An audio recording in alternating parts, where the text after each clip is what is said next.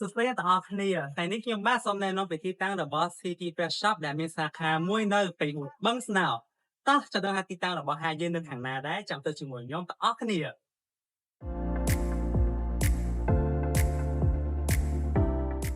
ជាដំបូងយើងចាប់ផ្ដើមពីចំណុចគោលស្ពានក្បាលថ្នល់ឬបងប្អូនខ្លះហៅថាស្ពានច្បារអំពៅ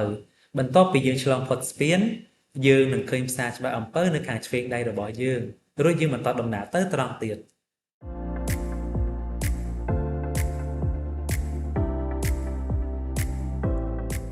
ធ្វើដំណើរបានប្រហែល 2.5 គីឡូម៉ែត្រយើងនឹងមកដល់ពេញវត្ត Grand Star Platinum នៅខាងស្ដាំដៃបន្ទាប់មកយើងធ្វើដំណើរទៅត្រង់តែបន្តិចទៀតទេ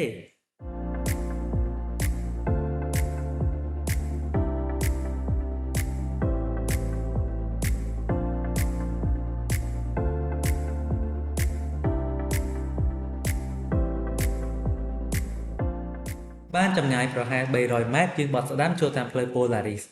នៅខាងឆ្វេងដៃបងប្អូននឹងឃើញផ្សារ Eco Mall មួយដែលកំពុងសាងសង់ហើយហាងយើងខ្ញុំមានទីតាំងស្ថិតនៅខាងលិចជាងខាងត្បូងផ្សារ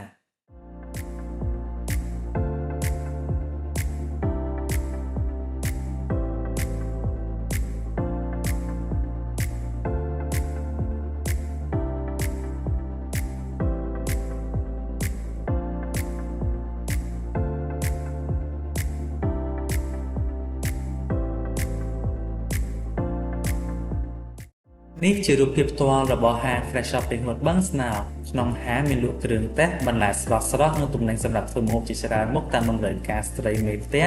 និងអ្នកចូលចិត្តធ្វើម្ហូបគ្រប់រូបជាពិសេសក្នុងហាងយើងខ្ញុំមានលក់សាច់ស្រស់ៗដូចជាសាច់ជ្រូក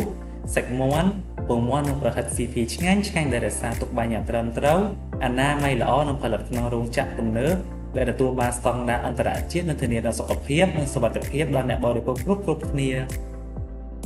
ចឹងកុំភ្លេចមកទិញសាច់នៅ CP Fresh Shop សាខាពេញវត្តបឹងស្នោទាំងអស់គ្នាណា